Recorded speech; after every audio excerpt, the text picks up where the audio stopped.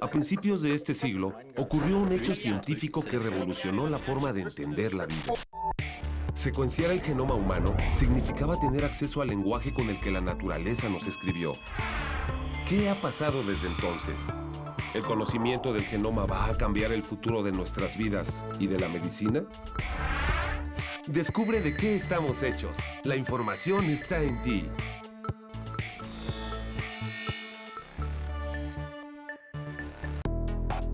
Bienvenidos a ¿De qué estamos hechos?, el programa de divulgación del Instituto Nacional de Medicina Genómica. En programas anteriores abordamos la importancia y funcionamiento del ADN. Hoy les mostraremos la vasta y compleja información genómica que nos conforma, así como los recursos utilizados para su manejo y estudio científico. Yo soy Emanuel González. Y yo, Paola Cohen. Comenzamos.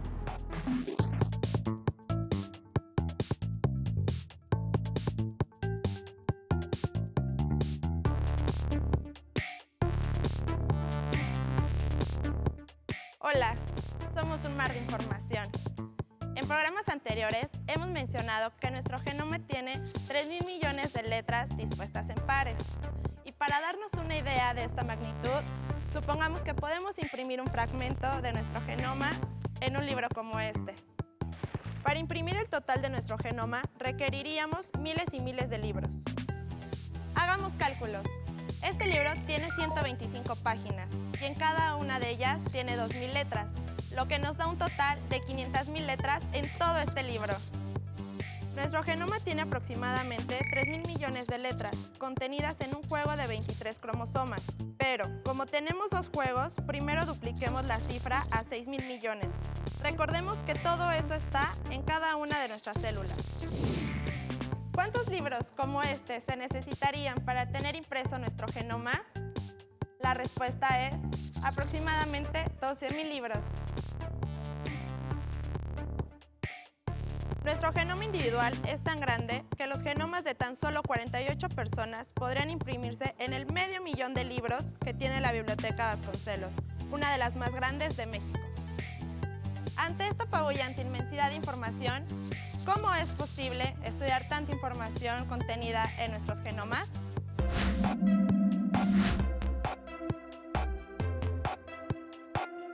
Muy bien, muchísimas gracias por continuar con nosotros y el día de hoy estamos muy contentos porque tenemos el gusto de saludar a grandes personalidades que el día de hoy nos van a estar acompañando y nos van a estar disipando todas nuestras dudas. Saludo con muchísimo cariño y con muchísimo respeto. Mariana Esther Martínez Sánchez, tú eres estudiante de doctorado de Ciencias Biomédicas en el Instituto de Ecología de la UNAM y también profesora de Matemáticas en la carrera de Biología de la Facultad de Ciencias por la misma universidad. Pues bienvenida. Y también de este lado tenemos al doctor Osvaldo Reséndiz Antonio, investigador de Ciencias Médicas y en Biología de Sistemas, y también dirige el Consorcio de Genómica Computacional de INMEGEN. Bienvenido. Gracias.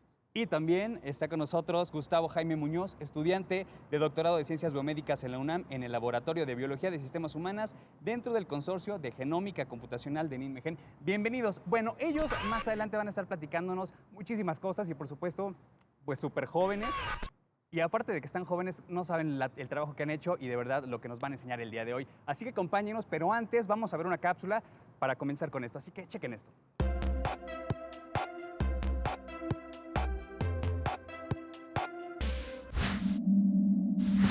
La cantidad de información genética que está en nosotros es asombrosamente inmensa y aún así es perfectamente funcional, porque las células saben cómo leerla para desarrollar y dirigir sus actividades. Nuestro cuerpo está formado por billones de células y en cada una de ellas el ADN dirige sus procesos, lo que en conjunto permiten que nuestro organismo funcione como un todo. La forma en la que están colocadas las letras de la molécula de ADN, una junto de otra, recibe el nombre de secuencia. Dispersos en el genoma hay fragmentos de las secuencias que las células identifican como genes.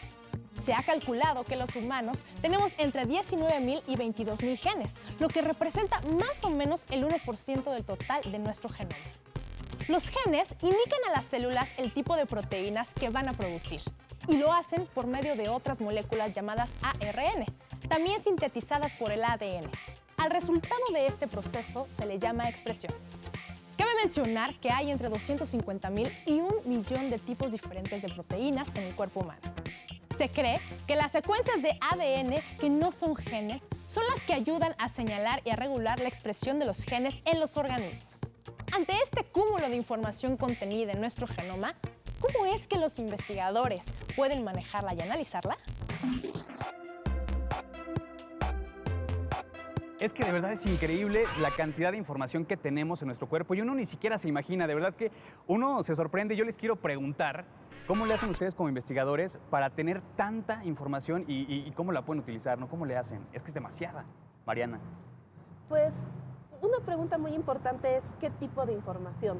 Porque los seres vivos estamos hechos de muchas cosas, de genes, de proteínas, de células, y todos se comunican entre ellos, se retroalimentan. Entonces, dependiendo de qué información queremos, es cómo la medimos y cómo la manejamos. Por ejemplo, aquí en el INMEGEN se trabaja mucho en la secuenciación, pero también que sirve para ver los genes, el RNA, pero a lo mejor quieres ver las proteínas, en cuyo caso tienes que utilizar otras herramientas, anticuerpos, geles, o si quieres ver las células, a lo mejor necesitas un microscopio. Y ya que tienes todos estos datos, que son un mar enorme, como bien dijiste, hay que buscar cómo integrarlos. Entonces usamos computadoras para integrar bases de datos y organizarlos y tratar de unir la función biológica con lo que observamos en la herramienta. Es que es increíble y tocaste un tema muy importante y muy interesante. Hablamos de que hay muchísima información, pero ¿qué información encontramos en nuestro cuerpo? Que hablamos que son millones y millones y billones de datos, ¿no, Gustavo? Bueno, sí, nuestras células contienen una cantidad impresionante de información que hemos ido descubriendo cómo funciona y cómo nuestras células leen esa información y la aplican. Y es por ello que Biología de Sistemas, integrando herramientas de varias áreas, física, química, matemáticas, computación, crean estructuras de investigación que facilitan este manejo de información, ayudan a crear nuevas hipótesis, nuevos modelos y a hacer nuevos descubrimientos para mejorar nuestra comprensión de los sistemas biológicos y aplicarlo a futuro en nuestro beneficio. Eso está increíble, doctor, pero Sí. en concreto, ¿qué información? Por ejemplo, si yo llego con usted y le digo, pues mira, me va a hacer un estudio genómico, ¿qué información voy a tener? Mira, en términos de tecnologías, por ejemplo, actualmente es posible identificar el patrón, por ejemplo, de la expresión de genes de un tejido. Pongamos un caso muy claro, un tejido sano y un tejido enfermo. O sea, ¿yo puedo saber esa información con esta investigación o con un...? Eventualmente, con la tecnología, uno puede tener esa información, además de los genes, como acabamos de ver en la cápsula anterior, uno puede tener información también de las proteínas, el proteoma que se le llama, ese es el término que se utiliza, y además las reacciones bioquímicas que eventualmente pueden suceder en cada uno de los tejidos, por ejemplo, ¿no? Y por ejemplo, ¿para qué me serviría a mí tener esta información? Ya sabemos que tenemos millones y billones y billones, ¿no?, de datos, pero ¿para qué me puede servir tener tanta información y poderla concretar? El punto crucial ahí es que cada uno de los estados, digamos, de un tejido, voy a poner el caso claro, una célula, una línea celular, por ejemplo, de cáncer comparado con una normal, eventualmente tiene perfiles distintos. Y todos estos datos nos ayudan a poder caracterizar como si fuera una huella dactilar, imagínense, una huella dactilar de un estado sano, de un estado, digamos, normal. Junto con los datos, estos datos biológicos y el uso de computadoras, uno puede eventualmente elucidar, descubrir cuáles son los principios, los mecanismos por los cuales las células eventualmente se comportan de distinta manera. Eso dijiste algo muy importante que también lo mencionabas tú, Mariana, la tecnología. ¿Cómo poder hacer y utilizar la tecnología para poder conocer más información de nosotros? ¿Cómo lo podemos hacer? ¿Qué tecnología usamos? Pues, por ejemplo, volvemos a lo mismo, según el tipo de información. Indudablemente necesitas los secuenciadores para descifrar el DNA, que es una cosa muy importante. Pero nos creemos que no es solo el DNA, sino también los genes. Entonces ahí tienes que ir y ver qué sucede si este gen yo lo altero en la célula, qué va a pasar. Entonces necesitamos integrar tecnologías de todos tipos. Hay un trabajo muy importante que hacen los ingenieros para que tengamos las herramientas para observar, porque el DNA no es de ese tamaño, el DNA es chiquititito. Entonces, ¿cómo vamos a observar algo tan pequeño? Y es donde viene la tecnología. Y ya que tenemos toda esa tecnología, ¿cómo la integramos? ¿Cómo sabemos qué hay ahí entre el mar enorme de datos? Bueno, ya después me vas a explicar un poquito bien de cómo le podemos hacer para también compartirle a la gente y poder llegar también a mayor información respecto a la información que tenemos en nuestro cuerpo. Pero ¿qué te parece si vamos a una cápsula rapidísima para conocer más al respecto? Así que chequen esto y regresamos. Dada la complejidad del organismo de los seres humanos, para el estudio de sus moléculas se recurre con mucha frecuencia al enfoque de redes, el cual se concentra en las interrelaciones que hay entre las partes de un organismo. Pensemos en una escuela. Tú puedes ver a los estudiantes, pero no sabes quién es amigo de quién, ni quién anda con quién. En cambio, si te asomas a Facebook, estas relaciones son muy claras. Además, Facebook usa una fórmula matemática que identifica quiénes son los amigos de tus amigos y con ello calcula exponencialmente las probabilidades para que tú conozcas a más personas. De esta forma, Facebook no solo es una red social virtual, es un programa que analiza las redes sociales. Lo mismo ocurre en la célula y el genoma. Se puede saber cuáles genes están en el genoma, cuáles proteínas están en la célula, pero no se sabe cuáles son las relaciones entre ellos. El enfoque de sistemas de redes estudia las interacciones entre las células, genes y genomas, y de esta forma obtiene datos para conocer mejor el funcionamiento de nuestro organismo.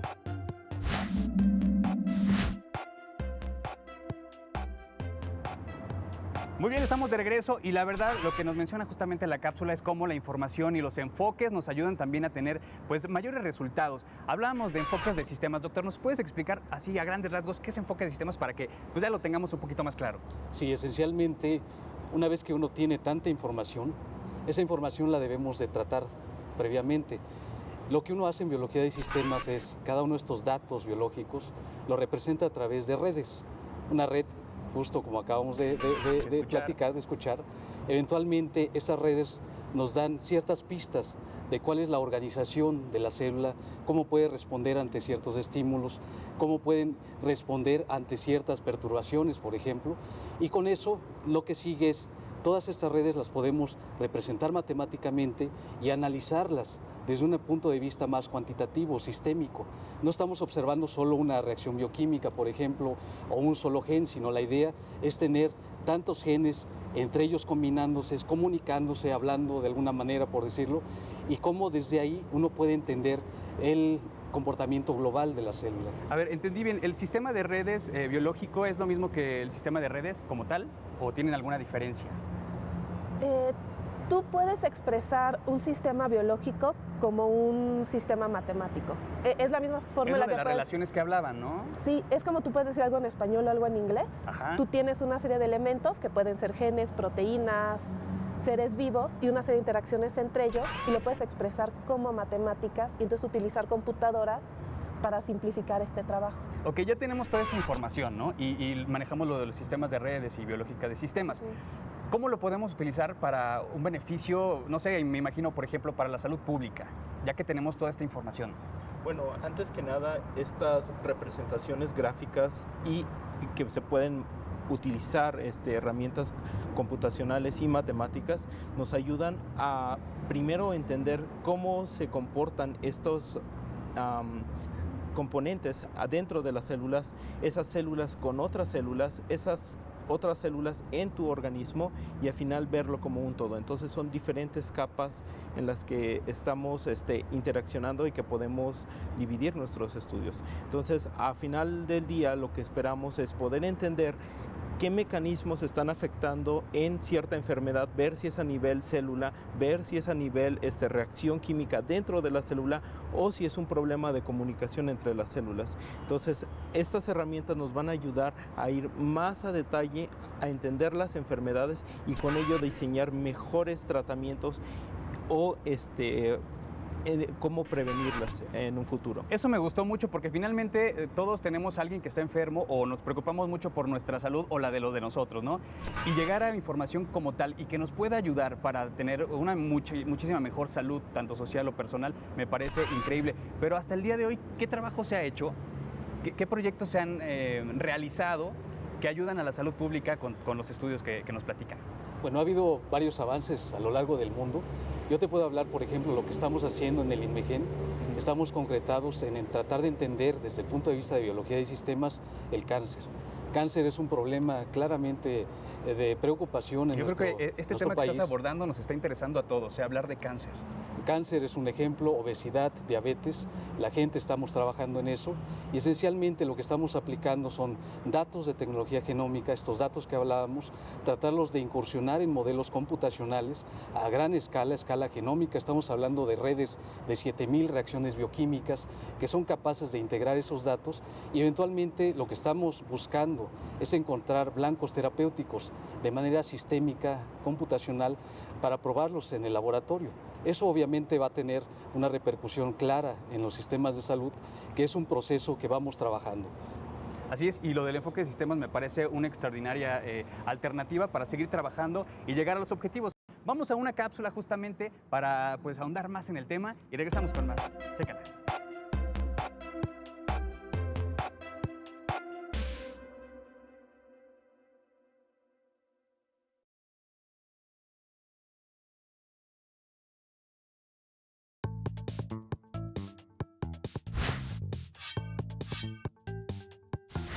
El enfoque de redes es una metodología actualmente muy difundida en diversos campos de estudio, entre ellos la biología, ya que permite proponer explicaciones sobre las interacciones en sistemas. Se aplica muy bien al estudio de genomas, porque en estos hay múltiples interacciones dando lugar a redes muy complejas.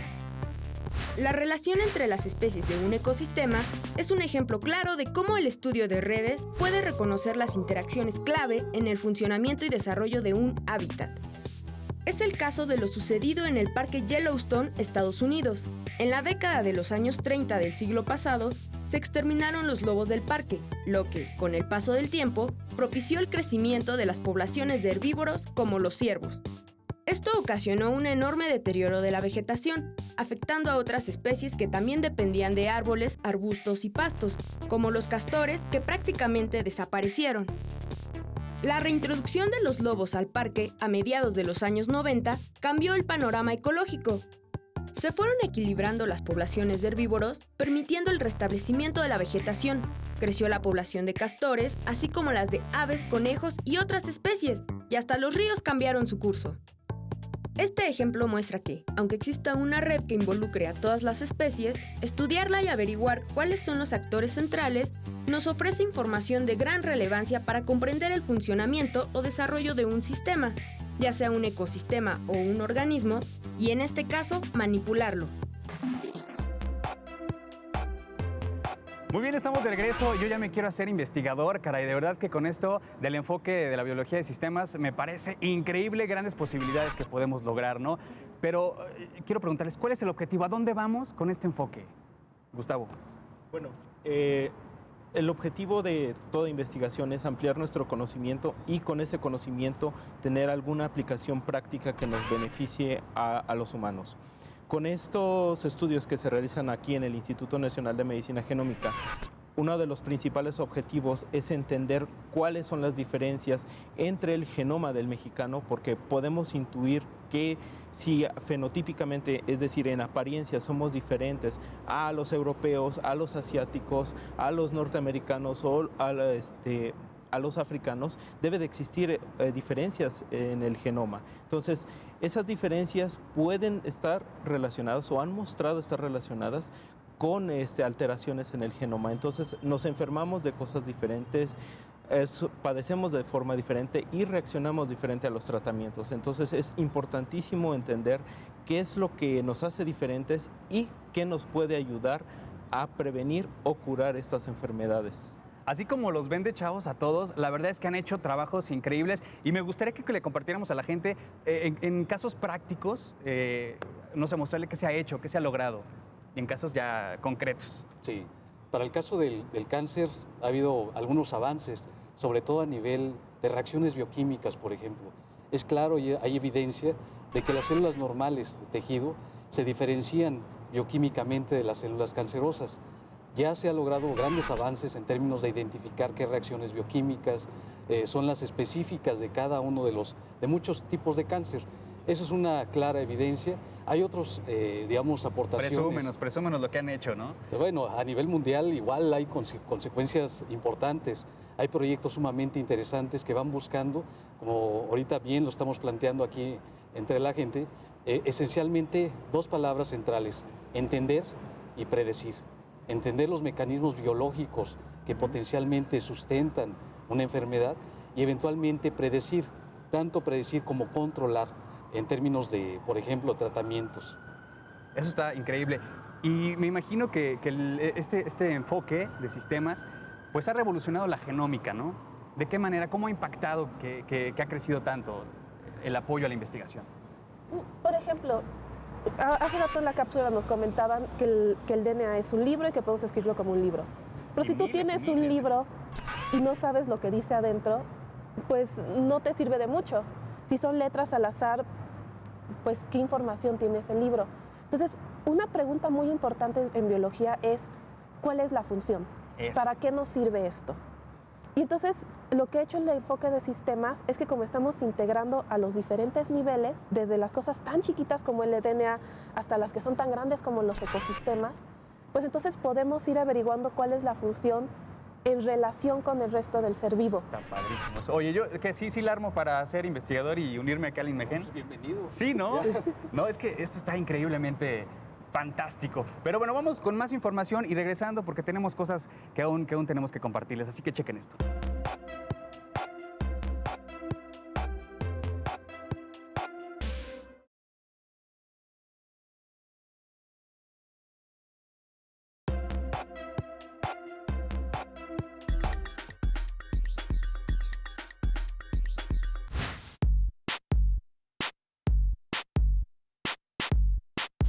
No estaba seguro, pero supongo que sí. Supongo que cada cuerpo, cada persona tiene mejores capacidades que otra, por la herencia, por los genes. ¿Qué es el cáncer, la diabetes? Sí, pienso que sí. Sí, digo, hay ahora muchas enfermedades donde se desarrollan a partir de la herencia.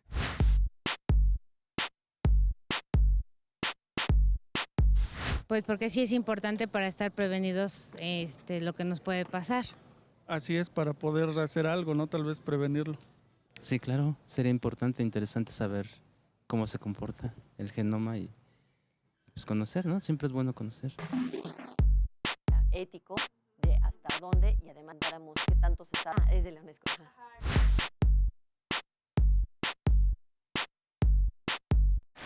El manejo de la información genómica es controvertido debido a que se refiere a la esfera más íntima de la persona. Entonces, si se da a conocer a entidades o seres que no tendrían por qué conocerla, pues puede vulnerarse la privacidad de la persona.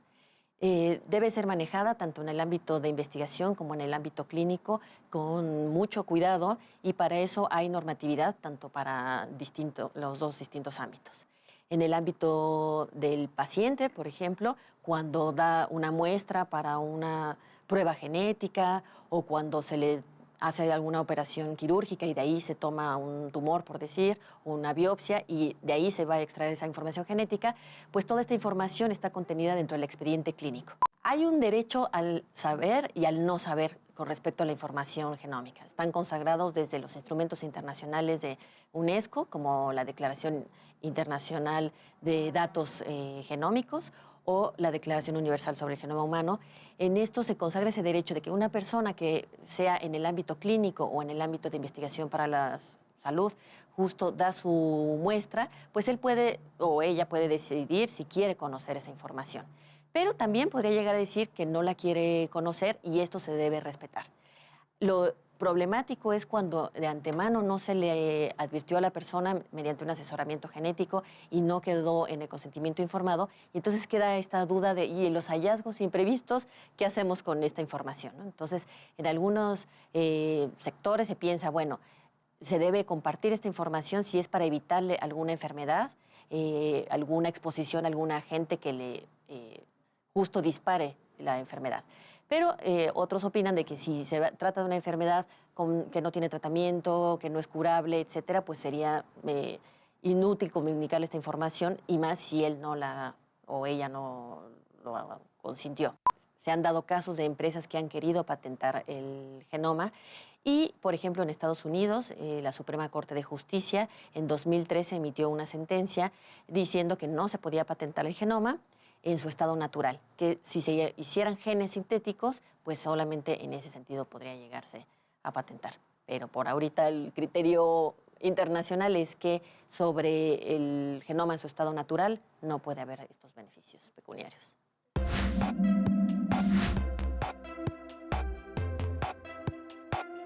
Muy bien, estamos de regreso y como ya vimos, pues la información genómica también tiene restricciones legales y eso es de verdad bastante importante que así lo sea. Pero bueno, ya es momento casi de despedirnos. Ya dijimos, vamos a cambiar los papeles, voy a ser su alumno, así que tienen muchas cosas que enseñarme aún y quiero de verdad públicamente agradecerles porque son personas increíbles ustedes y por supuesto el INMEGEN ha hecho cosas también fabulosas. Y bueno, algo que podamos concluir y decirle a toda la gente. Creo que lo que está de fondo de este enfoque de biología de sistemas es integrar lo que somos. Porque no somos solo genes o solo proteínas o solo células. Somos un todo que es la unión de estas partes y que es aún más. Somos parte de un ecosistema, nos relacionamos con otras personas y entonces lo que queremos es poder vernos como este todo. Entonces, si podemos hacer esto, nos va a ser mucho más fácil entender por qué nos enfermamos, generar mejores medicinas para poder estar sanos y vivir bien. Qué bonito habla Mariana, caray. Gustavo, también algo que concluyas. Bueno, yo voy a ir un nivel más arriba y me gustaría comentar que para atacar este problema no solo hace falta integrar información, sino hace falta quienes integren la información. Entonces, esta área no está restringida a biólogos o médicos, como pudiera pensarse. Se necesita el talento de ingenieros que desarrollen nuevas tecnologías, de matemáticos que analicen los datos, de personas que hagan ciencia de datos con esta información. Y aplaudible el trabajo de todos. Químicos, físicos, en general cualquier persona con interés suficiente puede incursionar en esto. Doctor, una conclusión.